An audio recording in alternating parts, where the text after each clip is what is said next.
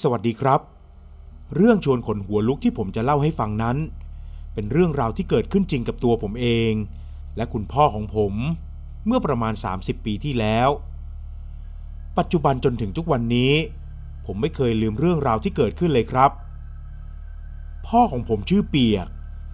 ตั้งแต่ตอนเด็กๆที่จำความได้พ่อของผมก็ทำงานให้กับครอบครัวหนึ่งมาโดยตลอดจนกระทั่งหัวหน้าครอบครัวนั้นได้จากไปด้วยการฆ่าตัวตายผมเองที่เป็นเด็กอยู่ในตอนนั้นก็ยังไม่ได้รู้เรื่องราวมากมายว่าเขาฆ่าตัวตายเพราะอะไรจึงทำให้ที่บ้านหลังนั้นมีการย้ายออกกันไปแต่คนเก่าแก่อย่างแม่ของผู้ตายและน้องชายก็ยังอาศัยอยู่ที่บ้านหลังนั้นนะครับแต่ไม่นานหลังจากนั้นเวลาผ่านไปไม่ถึงเดือนทั้งสองคนก็ตายจากไปด้วยการฆ่าตัวตายเช่นกันทำให้บ้านถูกทิ้งเอาไว้จะมีก็แต่พ่อของผมที่เข้าไปเพราะได้รับการว่าจ้างให้ดูแลบ้านและคอยแวะเวียนไปบำรุงรักษาบ้านอยู่ตลอดเพราะคุณนายผู้หญิงของที่บ้านหลังนั้นไม่ได้ขายบ้านให้กับใครพ่อผมก็เลยมีรายได้อยู่2 ทางทั้งจากที่ดูแลบ้านหลังใหญ่นั้นและจากการทำไร่ทำสวนจนกระทั่งผมเรียนจบและกลับมาช่วยทำการเกษตรที่บ้านผมนำสิ่งของที่มีอยู่มาพัฒนาต่อยอดเพื่อสร้างรายได้ให้กับครอบครัวเราได้มากขึ้นผมจึงขอให้พ่อเลิกรับหน้าที่ดูแลบ้านหลังนั้นแต่พ่อของผมก็ไม่ยอมโดยให้เหตุผลว่าผูกพันกับบ้านหลังนั้นมากอีกอย่างมันก็ไม่ได้เป็นงานที่ยากอะไรพ่อของผมจึงอยากทำผมเองที่ได้ฟังอย่างนั้นก็คงต้องยอมให้พ่อทำตามใจตัวเองไป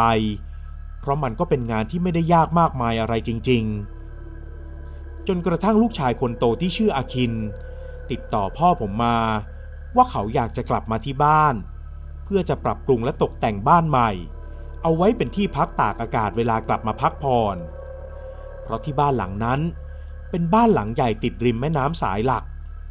แค่มองไปฝั่งตรงข้ามก็เป็นประเทศเพื่อนบ้านแล้วจะหาทำเลดีๆแบบนี้ในช่วงสมัยที่เศรษฐกิจฝืดเคืองก็คงจะยากการกลับมาปรับปรุงและตกแต่งจึงเป็นทางเลือกที่ดีที่สุดในการทำให้บ้านน่าอยู่อีกครั้งพรุ่งนี้เองไปส่งพ่อตอนตี 5ด้วยนะพ่อบอกกับผมทันทีที่เห็นผมเลี้ยวรถมอเตอร์ไซค์เข้ามาจอดหลังจากกลับมาจากสวนผมจอดรถมอเตอร์ไซค์เอาไว้ก่อนจะเดินไปหาพ่อที่กำลังนั่งทำความสะอาดมีดพล้าอยู่ที่หน้าบ้านนานมากแล้วที่ผมไม่ได้เห็นพ่อเอามีดพล้าเล่มนี้ออกมาทำความสะอาดเลยให้ไปส่งที่ไหนแล้วทำไมพ่อต้องออกไปตั้งแต่เช้ามืดด้วยผมถามพ่อก่อนจะเปิดกระติกน้ำออกและใช้แก้วตักน้ำขึ้นมาดื่มก็ว่าจะไปดูความเรียบร้อยก่อนน่ะเห็นเขาว่าจะมีคนมาถึงตอนช่วงเช้ากลัวว่าจะไม่ทันผมพยักหน้าแทนคำตอบให้กับพ่อก่อนจะเดินเข้าบ้านไปผมจำความรู้สึกตอนนั้นได้ดีว่าผมมีความรู้สึกแปลกๆเกิดขึ้นมีดพล้าในมือของพ่อผมซึ่งมีผ้าแดงพันอยู่ที่ด้ามทำให้ผมรู้สึกไม่ดีเท่าไหร่นักแต่ก็ไม่อยากจะคิดอะไรมากเช้ามืดวันต่อมาผมตื่นขึ้นและขี่รถออกมาส่งพ่อที่บ้านหลังนั้นในช่วงตี 5กว่าพ่อผมแต่งตัวเต็มยศคล้ายกับจะไปออกเดทกับสาวแต่จริงๆแล้วก็แค่มาพบกับเจ้าของบ้านก็เท่านั้นแล้วพ่อจะให้ผมมารับกี่โมงครับพ่อผมยืนนิ่งเหมือนกำลังคิดอะไรบางอย่างจนผมต้องเอ่ยปากถามซ้ำเดี๋ยวพ่อเดินกลับเองแล้วกันผมงงกับคำตอบของพ่อเล็กน้อยเพราะ100 วันพันปีไม่เคยได้ยินว่าพ่ออยากจะเดินกลับจากบ้านหลังนี้ซึ่งเอาเข้าจริงๆมันก็ห่างกันแค่ประมาณ 2-3 กิโลจากบ้านผมแน่ใจนะจะไม่เป็นลมระหว่างทางใช่ไหมผมพูดแซวพ่อออกไปเล็กน้อยก่อนจะขี่รถมอเตอร์ไซค์ออกมาระหว่างนั้นผมก็มองไปที่กระจกข้างของรถเห็นพ่อกำลังเดินออกไปจากริมถนนแต่ที่ทำให้ผมต้องรีบจอดรถจนเกือบจะล้มก็เพราะเห็นเงาของใครบางคนที่ดูดุดัน ยืนอยู่ที่ข้างหลังพ่อผมที่กำลังเดินผ่านไปผมรีบหันกลับไปมองแต่ก็ไม่เห็นอะไรผมเลยมองที่กระจกข้างอีกครั้งก็ปรากฏว่าไม่มีอะไรเหมือนกันผมเริ่มรู้สึกใจไม่ดีเท่าไหร่นักแต่ก็พยายามจะคิดว่าตัวเองอาจจะง่วงเลยทำให้ตาฝาดไปแต่ถึงอย่างนั้นเมื่อกลับมาถึงบ้านผมก็เล่าเรื่องที่เกิดขึ้นให้แม่ฟังทันทีสงสัยจะจริงอย่างที่คนเขาเล่ากันแม่ผมที่ได้ฟังเรื่องที่ผมเล่าก็พูดออกมาทันทีที่ผมเล่าจบผมงงกับคำพูดของแม่และสงสัยจนต้องถามต่อว่าเรื่องเล่าที่ว่านั้นคือเรื่องอะไรแม่ของผมไม่ยอมตอบบอกเพียงแต่ว่าเป็นเรื่องที่นานมาแล้วตั้งแต่ผมยังเด็กๆทำให้ผมนึกย้อนไปถึงตอนที่บ้านหลังนั้นมีคนฆ่าตัวตายส่วนเรื่องของผีสางและวิญญาณถึงผมจะไม่ค่อยได้เจอแต่ก็เชื่อเป็นอย่างมากครับวันนั้นผมเลยรีบเข้าสวนและกลับออกมาจากสวนตั้งแต่บ่ายๆโดยมีความตั้งใจว่าจะแวะไปหาพ่อที่บ้านหลังนั้นเมื่อผมขี่รถไปถึงก็เห็นผู้ชายสูงๆคนหนึ่งลักษณะท่าทางแต่งตัวดีดูสะอาดสะอ้านทำให้ผมพอจะเดาได้ว่าคนนี้คงจะต้องเป็นอาคินผมจอดรถมอเตอร์ไซค์แล้วเดินลงจากริมถนนไปที่บ้านหลังนั้นพอได้มาเห็นใกล้ๆอีกครั้งก็ทำให้ผมนึกถึงตอนเด็กๆที่เคยมาวิ่งเล่นอยู่บ่อยๆอาคินเห็นผมแล้วก็เอ่ยทักขึ้นมาทันทีเพราะตอนเด็กๆพวกเราสองคนก็เคยเล่นด้วยกันบ้างแต่พอพ่อของอาคินเสียอาคินก็ย้ายออกไปกับแม่เลยทำให้ไม่ได้เจอกันอีกแต้มดีใจนะไม่ได้เจอกันตั้งนานสบายดีหรือเปล่าอาคินเดินมาแตะไหล่ผมและทักทายแบบเป็นกันเองถึงแม้ผมจะเคยไปใช้ชีวิตในเมืองมาบ้างแล้วแต่ก็คงไม่คุ้นชินกับท่าทางของอาคินสักเท่าไหร่เพราะมันดูแตกต่างจากผมมากสบายดีแล้วจะกลับมาอยู่ที่บ้านหลังนี้แล้วเหรอผมถามออกไปตรงๆอาคินยิ้มและพยักหน้าให้ก่อนจะเริ่มเล่าให้ผมฟังว่าทีแรกก็ไม่คิดจะกลับมาแต่พอแม่ของเขาเสียก็เลยคิดจะกลับมาปรับปรุงบ้านใจจริงเขาเองก็อยากจะขายแต่พอเห็นว่าบ้านนี้ทำเลดีก็เลยอยากจะทำเป็นบ้านพักตากอากาศเอาไว้มาพักผ่อนกับครอบครัวของตัวเองแล้วตาเปียกไปไหนแล้วล่ะอ๋อตาเปียกเหรอก็พอบอกว่าแม่เสียแล้วแกก็เดินไปตรงริมน้ำนู่นแน่ผมมองไปตามนิ้วของอาคินที่ชี้ไปที่ริมแม่น้ำก็เห็นพ่อยืนอยู่จริงๆผมเลยขอตัวไปหาพ่อพอเดินเข้าไปใกล้ๆพ่อแล้วก็ได้ยินเสียงเหมือนพ่อสะอื้นออกมาผมหยุดยืนมองพ่ออยู่สักพักก่อนจะเอ่ยทักออกไปพ่อเป็นอะไรหรือเปล่าพ่อสะดุ้งตัวด้วยความตกใจก่อนจะรีบเอามือมาจับที่หน้า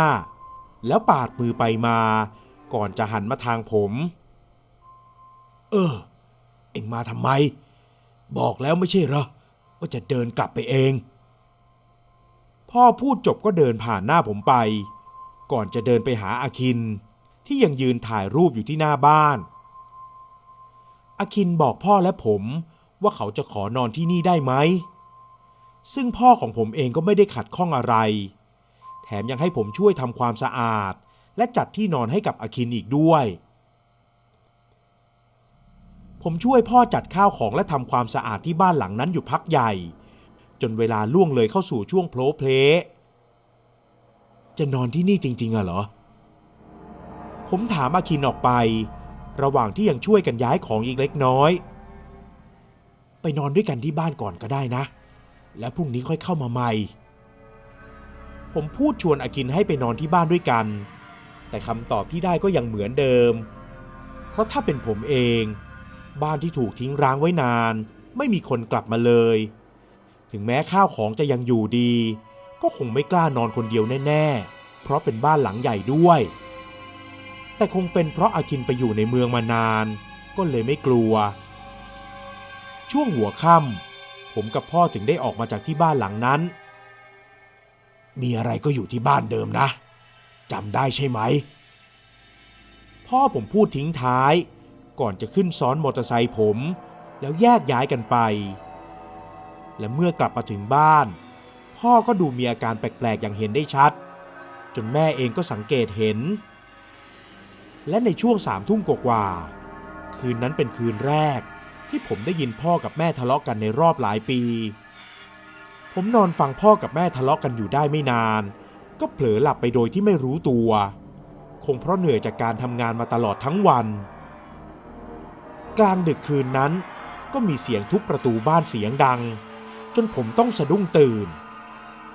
ผมรีบลุกออกจากห้องนอนไปก็เห็นว่าพ่อกับแม่ก็ออกมาจากห้องนอนเหมือนกันช่วยด้วยช่วยทีตะเปียกแต้มอยู่ไหมเสียงพูดตะโกนเรียกพร้อมกับทุบประตูไม่ยอมหยุดของอาคินทำให้ผมรีบเปิดประตูบ้านออกไปทันทีสีหน้าของอาคินในตอนนั้นดูตื่นตระหนกเป็นอย่างมากก่อนที่เขาจะรีบดันตัวผมและพาตัวเองเข้ามาในบ้านปิดประตูเลยขอร้องละแม่ผมรีบเข้าไปดูอาการอาคินทันทีตัวเขาสั่น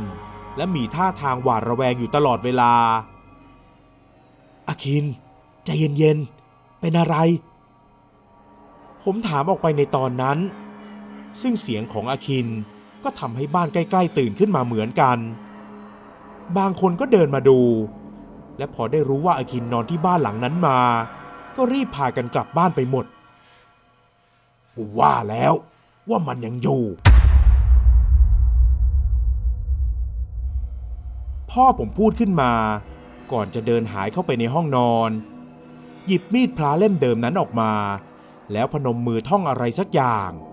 หลังจากนั้นก็เอาปลายด้ามมีดวางที่หัวของอาคินไม่นานอาคินก็เริ่มสงบลงท่าทางค่อยๆเปลี่ยนไปคืนนั้นทั้งคืนผมต้องนอนอยู่กับอาคินที่กลางบ้านซึ่งเขาก็หลับๆตื่นๆอยู่ตลอดเวลาพอถึงช่วงเช้าเขาก็ปลุกผมแล้วบอกให้ผมไปที่บ้านหลังนั้นรบกวนนายได้ไหมช่วยไปเอาของให้เราหน่อยเราไม่กล้ากลับไปที่บ้านหลังนั้นอีกแล้วเสียงของอาคินสั่นจนผมรู้สึกได้ผมเลยยอมลุกขึ้นล้างหน้าล้างตาแล้วออกไปที่บ้านหลังนั้นซึ่งพอผมไปถึงประตูบ้านยังถูกเปิดทิ้งไว้อยู่ทำให้ผมพอจะนึกออกว่าเมื่อคืนอาคินคงจะวิ่งออกจากบ้านทันทีโดยที่ไม่ได้ห่วงว่าจะเปิดหรือปิดประตูบ้านบรรยากาศภายในบ้านตอนกลางวันนั้นก็ดูเงียบสงบดีผมเก็บข้าวของที่พอจะเก็บได้เพราะบางอย่างก็ไม่แน่ใจเหมือนกันว่าจะต้องเก็บไปไหมช่วงสายของวันนั้นผมเลยขับรถไปส่งอาคินที่ในเมืองเพื่อขึ้นเครื่องบินกลับกรุงเทพระหว่างที่ผมขับรถอยู่อาคินก็นั่งเงียบมาตลอดทางผมเองก็คิดอยู่ว่าจะถามออกไปดีไหมว่ามันเกิดอะไรขึ้นกันแน่แต่จู่ๆอาคินก็เป็นคนเริ่มพูดออกมาเองโดยที่ไม่ต้องถามอะไรมันน่ากลัวมากน่ากลัวแบบที่เราไม่เคยเจอมาก่อนเสียงของอาคินตอนที่เริ่มเล่าให้ผมฟังมันสั่นมากเหมือนว่าเขากำลังจะร้องไห้อาคินหยุดนิ่งไปผมเลยตัดสินใจเอ่ยถามต่ออาคินถึงได้ยอมเล่าให้ฟังว่าเมื่อคืนนั้นก่อนที่เขาจะนอนเขาก็อ่านหนังสือและเล่นมือถือไปได้ไม่นานก็เริ่มง่วงในทีแรกเขาก็ตั้งใจว่าจะเปิดไฟที่ระเบียงห้องเอาไว้แล้วเอาม่านปิดเพราะยังไม่ชินกับการนอนในบ้านหลังนั้นและคิดว่าตัวเองน่าจะหลับยากแต่พอเอาเข้าจริงๆกลับหลับแบบไม่รู้ตัวเลยแล้วตื่นขึ้นมาอีกทีก็เพราะได้ยินเสียงเหมือนมีคนเคาะอะไรบางอย่างพอเริ่มปรับสติได้แล้วก็มองซ้ายมองขวาจึงเห็นว่ามีเงาคนยืนอยู่ที่ระเบียงห้องที่เปิดไฟทิ้งเอาไว้อาคินบอกว่าเขาคิดว่าเสียงน่าจะมาจากตรงระเบียงเขาเลยตัดสินใจลุกขึ้นไปเลื่อนผ้าม่านออกดูแต่ก็ไม่เห็นอะไรหรือใครนอกจากความว่างเปล่าก่อนจะปิดผ้าม่านแล้วเดินกลับไปนอน และตอนที่กำลังจะขึ้นเตียงนั้นอาคินก็บอกกับผมว่าเขารู้สึกเหมือนมีอะไรบางอย่างมาจับที่ขาพอก้มลงมองก็มีมือดำๆของใครบางคนมาจับที่ขาจริงๆอาคินล้มทั้งยืนก่อนจะเห็นว่ามือนั้นค่อยๆโผล่มาอีกข้างและคลานออกมาจากใต้เตียงตัวเขาเองที่พยายามจะถอยหนีก็เหลือบไปเห็นใครบางคนเดินผ่านไปที่ปลายเตียงและพอมองดูอีกทีก็เห็นร่างนั้นกระโดดขึ้นมาบนเตียงและแสยะยิ้มให้อาคินบอกกับผมว่าเขาสติแตกมากเลยรีบลุกขึ้นท่องนะโมตัสสะไปมาแบบไม่ค่อยจะรู้เรื่องแล้ววิ่งลงมาจากบ้านก่อนจะเห็นว่าที่ในครัวก็มีใครบางคนนั่งมองเขาอยู่พร้อมกับหัวเราะออกมาเสียงดัง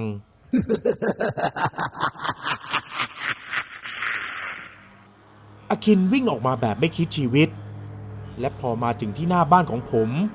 ก็ยังมีเงาของใครบางคนตามมาด้วยนั่นเป็นเหตุผลที่ว่าทำไมเขาถึงได้ตะโกนโวยวายและบอกให้ผมรีบปิดประตู